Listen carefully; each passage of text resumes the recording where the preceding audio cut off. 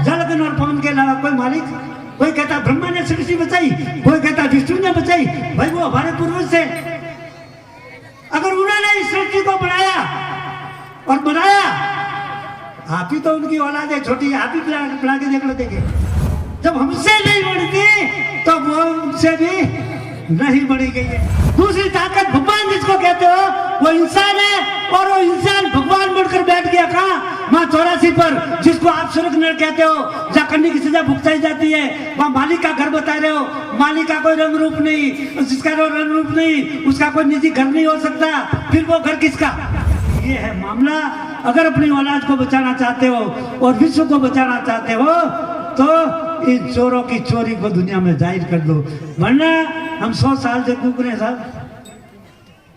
अगर ये सरकार जो आज दिल्ली में राजस्थान में बैठी है, अगर हमारी होती, वोट हमारे से लेते हैं, लेकिन अगर ये हमारी सरकार होती तो हमने ज्ञापन दे दे के हमारा दिमाग खराब हो। सृष्टि को बढ़ाने वाला जड़ है, जड़ ही निरंतर है, जड़ ही सबका बीज है और जड़ ही परमेश्वर है। इसीलिए आज कह रहे हैं जड़ है तो कल है।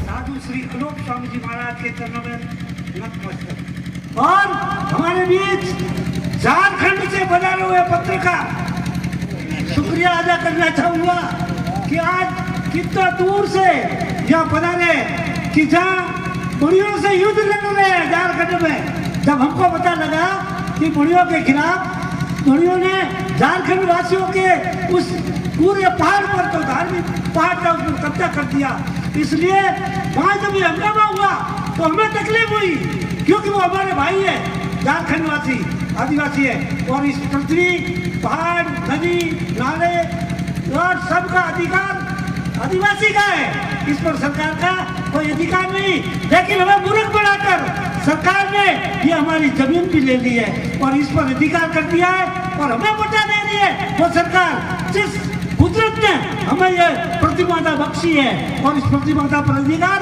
आदिवासी का है और किसी का नहीं है।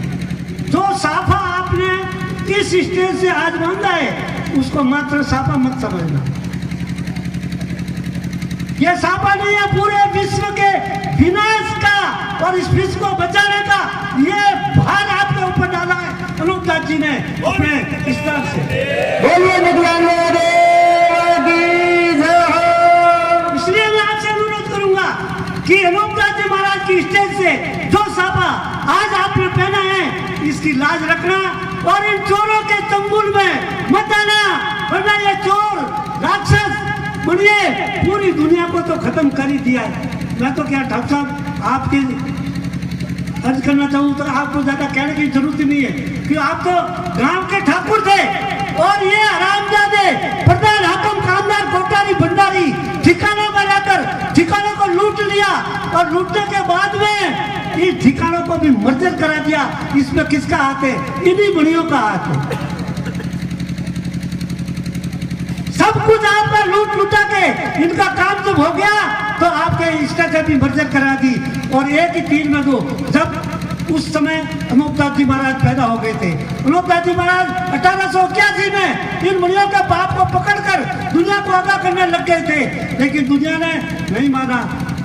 राजा महाराजों को समझाया, 52 रजवाड़े जब इकट्ठे हुए माउंट आबू पे, अनूप स्वामी जी महाराज वहां गए और बावनों को कहा कि अंदाता ये हरामजादे जो आपके साथ जुड़े हुए हैं, ये चोर राक्षस विश्व विनाश का इनके ऊपर चोरी है, और आप इनके चोरों की चोरी को साबित मैं बताता हूँ, इस पाप को मिटा दो, इनके पाप को, ताकि आपकी रेत बच जाएगी और आपकी जागीरिया भी घर पे रह जाएगी। वरना नहीं माना।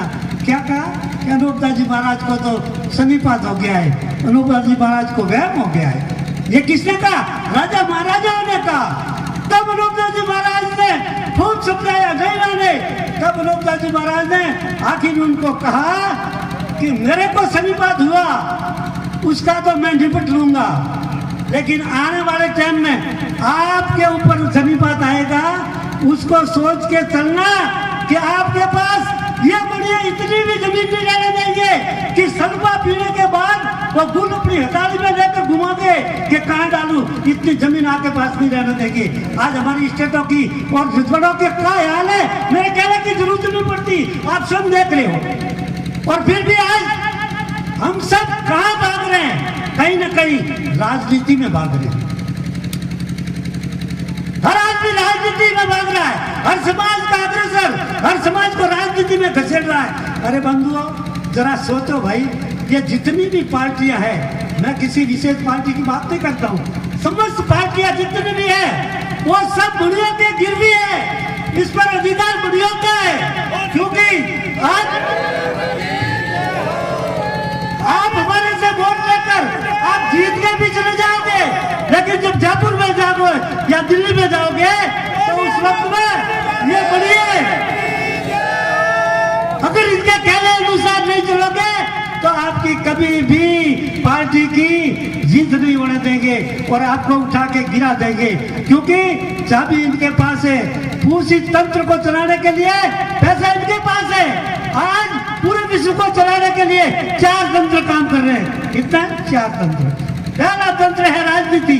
ये नेता लोग, हमने भी सोच समझकर एक हमारे बंदे को, अनूप मंडल के बंदे को एमएलए बनाकर भेजा। मैंने कहा ये आगे जाएगा तो हमारी बात, अनूप मंडल की बात को रखेगा। लेकिन वो आगे गया, लेकिन वहां जाने के बाद जब वापस आया, हमने पूछा क्या बात हुई भाई? अरे भराओगे मेरे मालिक, नहीं बोल सकते क्या?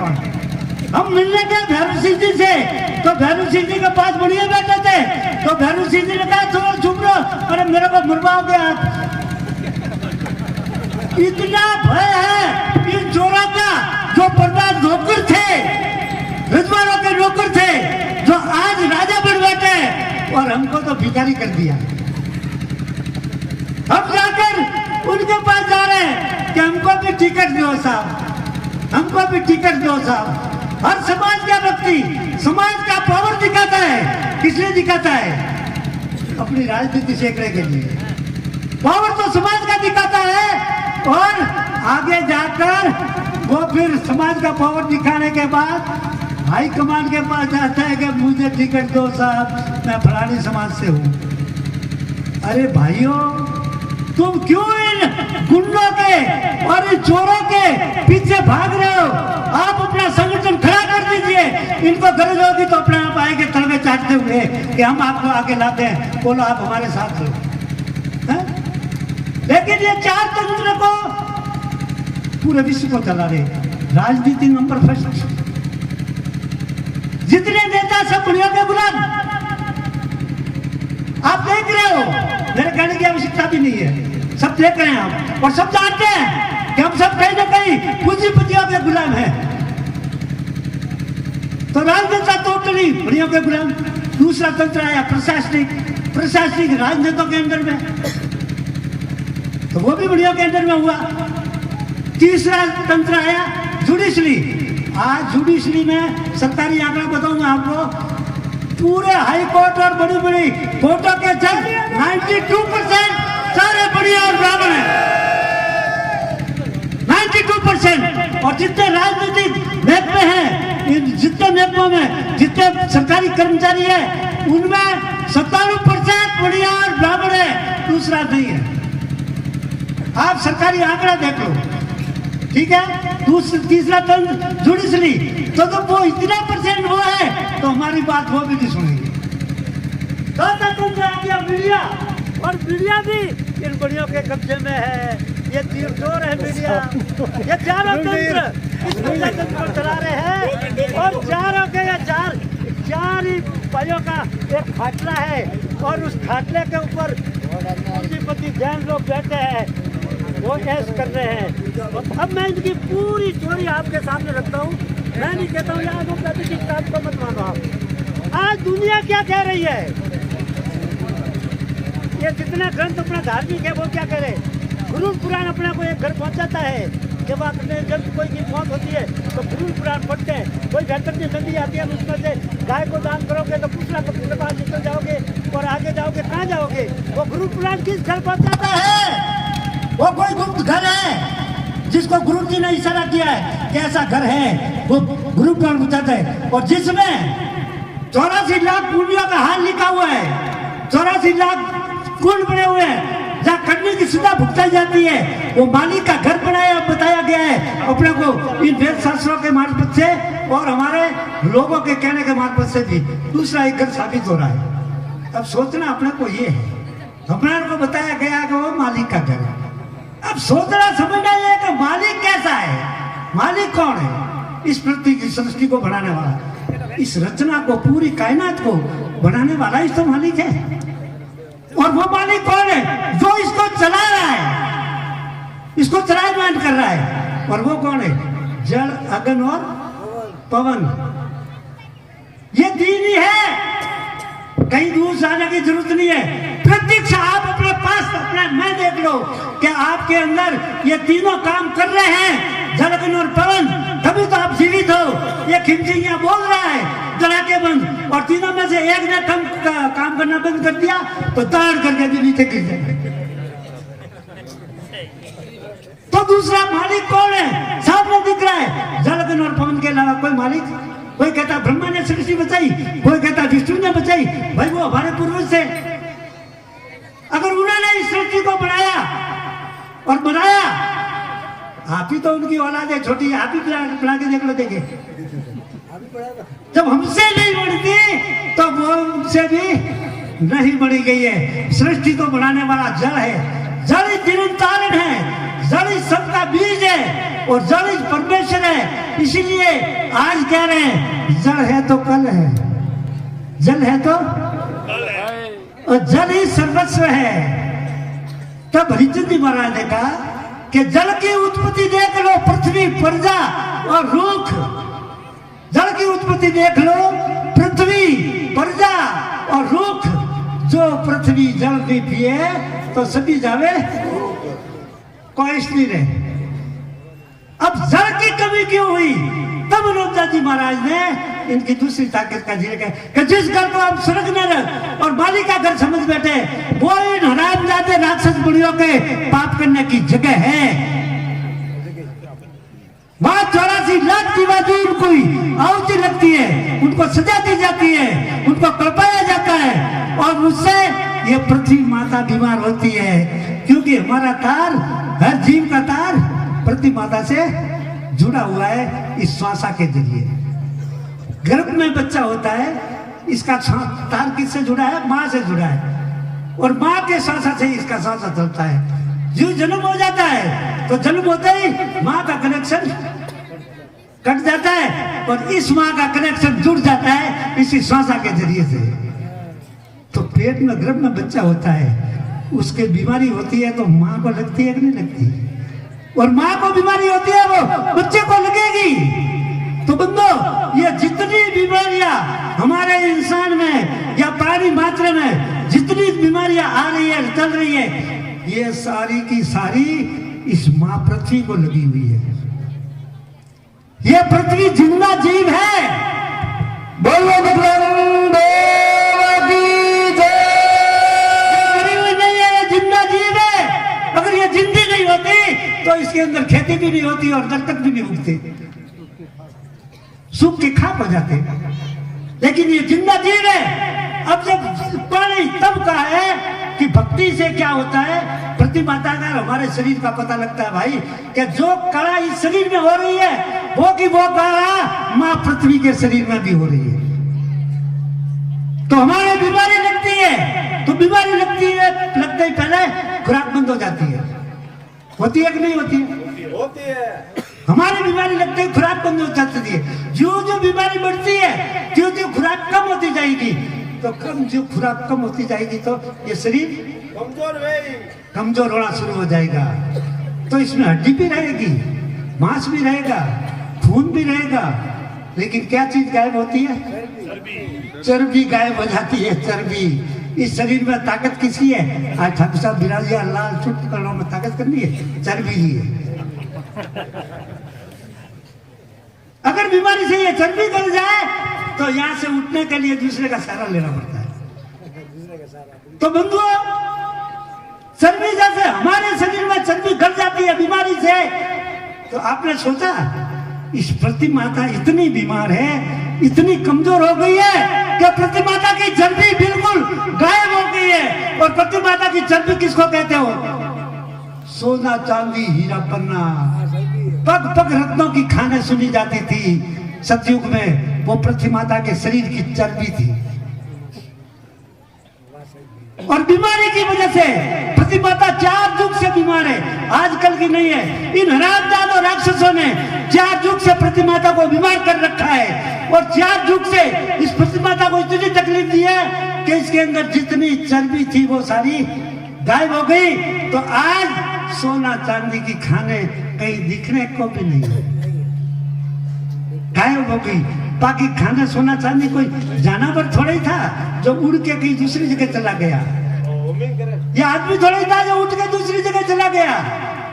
ये चर्बी जमीन माता की थी और जमीन माता इतनी बीमार हो गई, इन राजदादों ने जमीन माता को इतनी तकलीफ दे दी कि जिससे इस जमीन माता की चर्बी गायब हो गई। जब जमीन माता की चर्बी गायब हो गई है, इतनी बीमार है, तो इसको खाने की इच्छा होगी। जब इसको खाने की इच्छा नहीं होती तो अपन कहते काला पड़ गया। तो दुख में नहीं भाग तो रंग दो चावल दा। कोई बीमार हुआ, खाने की इच्छा नहीं होती, तो अपन क्या करते, खिचड़ी रो दो थोड़ी बेसन तो दुख में नहीं भाग तो रंग दो चावल दाल, अपने ओदर जीवड़ा जा रहे पड़ गयो का जीवड़ा कितना है। आप विचार करो, इस शरीर में कितने जीव है, अनगिनत। और वो अंदर कोई खेती बाड़ी करते हैं, कहीं हॉस्पिटल जाते हैं दवा दारू करने, कहीं कोर्ट कचहरी में जाते हैं मुकदमा दर्ज कराने, कोई आपस में झगड़ा ठंडा करते हैं। जब वो नहीं करते, क्यों? कि हम खाते पीते तो उनको मिल जाता है। तो इसी तरह का पृथ्वी माता जब भरपूर पेट भर के पानी अगर पी ले तो आपको कुछ करने की आवश्यकता नहीं है। बिगर बोए हुए के पैदा होगा जो सतयुग में था, बिगर बोए हुए अनाज पैदा होगा। खेती करने का पाप भी बल राजा के टाइम से चला है। और ये ऋतुआ कहां से चली? बल राजा के टाइम से। आपको याद ही होगा कि राखी मनाते हो, किस बात की राखी है? कि बल राजा की राखी है। क्यों? कि बल राजा जब सती था, उसका सत्य लेने के लिए और उसको खत्म करने के लिए इनके पाप को पकड़ लिया था बल राजा ने, इन राक्षसों के पाप को। उस वक्त में इनका नाम का जाति का नाम क्या था? दानव। बोलिए दिग्लम देवा की धरणा माता की। स्वामी जी महाराज ने इस मां पृथ्वी के दुख को पहचाना है और उसको दुख को पहचान करके और किसको आगाह किया? आप देवकुल हो। इस सृष्टि में देवता कौन है? पहला परमेश्वर तो जल है, जल गण और पवन ये तीनों ही है इस सृष्टि को बनाने वाले और इसको चलाने वाले। और दूसरा भगवान जिसको कहते हो वो ये इंसान है। दूसरी ताकत भगवान जिसको कहते हो वो इंसान है और वो इंसान भगवान बनकर बैठ गया कहाँ? माँ 84 पर, जिसको आप स्वर्ग नरक कहते हो, जहाँ करने की सजा भुगताई जाती है। वहाँ मालिक का घर बता रहे हो, मालिक का कोई रंग रूप नहीं, जिसका रंग रूप नहीं उसका कोई निजी घर नहीं हो सकता। फिर वो घर किसका? इन राक्षसों के पाप करने की जगह है वो। वहां इनकी जाति के इस भारत से उठकर उसके बाद दरिया के पार पाप करने के लिए भेजा है। बाल बच्चों सहित इनकी औलाद माँ जो पैदा होती है वो अपनी औलाद जो खेती बाड़ी और बंदगी सीखती है, वैसे उनकी औलाद ये पाप करने सीखती है। इसलिए इन बुढ़ियों के घर में पीढ़ी दर पीढ़ी 1 लाख साल से ये पाप इनके घर में चल रहा है। कितने? 1 लाख साल से। और 1 लाख साल से हमारी पीढ़ी खत्म हो रही है, हमारी औलाद खत्म हो रही है। हमको कोई विश्वास है कि अभी तो जोर जोर से रात को तो बोलता था, सुबह तो सुनोगे तो खिम सिंह को तो ले गए। कोई पता नहीं कि किस वक्त में हमको उठा कर फेंक देंगे। ये मैं ज्यादा बोलता था तो मेरे ऊपर दावा फेंका इन्होंने खतरनाक कि इसको तोड़ो, तो मेरा पूरा पेट जिला दिया। और पेट जिलाकर अंदर ब्लैडर होता है पेशाब का, उसमें कैंसर पैदा किया। वहां कहां से आ गया? सोचने की बात है, बड़ी विचारणीय बात है। तो जब मैंने डॉक्टर को कहा, मैंने डॉक्टर ने कहा कि इसका इलाज, माकूल इलाज क्या है? वरना ये अंदर फूट गया तो मैं तो मर जाऊंगा। तो कि इसका इलाज है ब्लेडर को बाहर निकाल के फेंक दो। तो मैंने कहा फेंक दो। तो पीट चीर के ब्लेडर को निकाल के फेंक दिया। ये साइड में झेली लगा दी और ये साइड में पाइप लगा दी। फिर भी चोरों की चोरी को पूरे विश्व में तन मन धन और पूरे जोश के साथ चोरी को साबित करेंगे और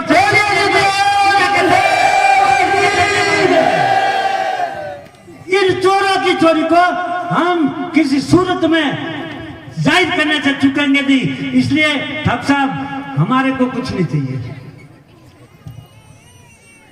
हमारे को न पैसा चाहिए, कुछ नहीं चाहिए, हमारे को न राज चाहिए, हमारे को हमारी औलाद का सुख चाहिए।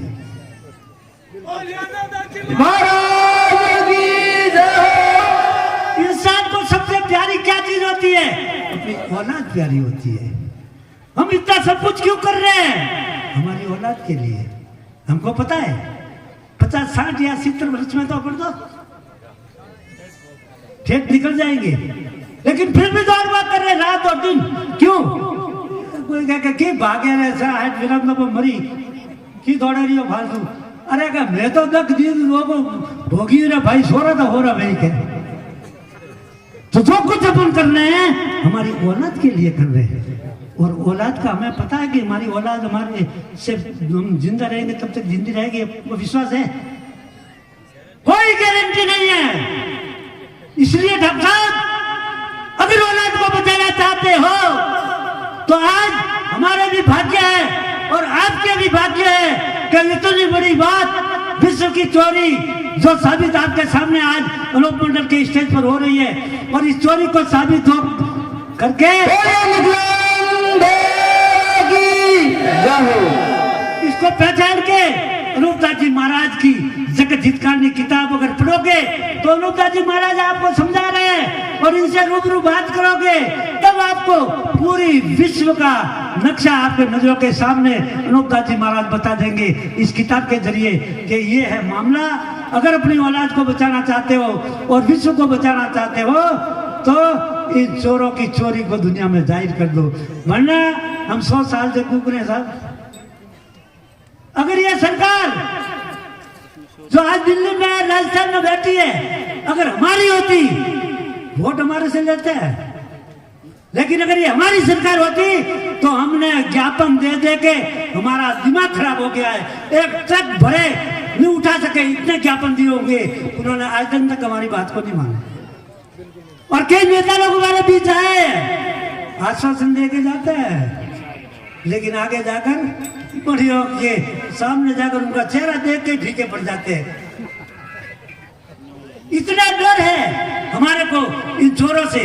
और चोरों से डर किस बात का साहब? अपन तो साहूकार है, साहूकारों को चोरों का क्या भय? इसलिए मैं विशेष करके आपसे पुनः आग्रह करूंगा कि जो आज हमारे इन कर्मठ बंधुओं ने आपके सिर पे जो आज भार डाला है, मैं समझता हूँ आने वाले 12 महीने में पुनः मैं आपसे करवत विनती करूंगा कि इस भार का कितना असर आपके होता है हम देखना चाहेंगे। बोलो नंदा जी, धरती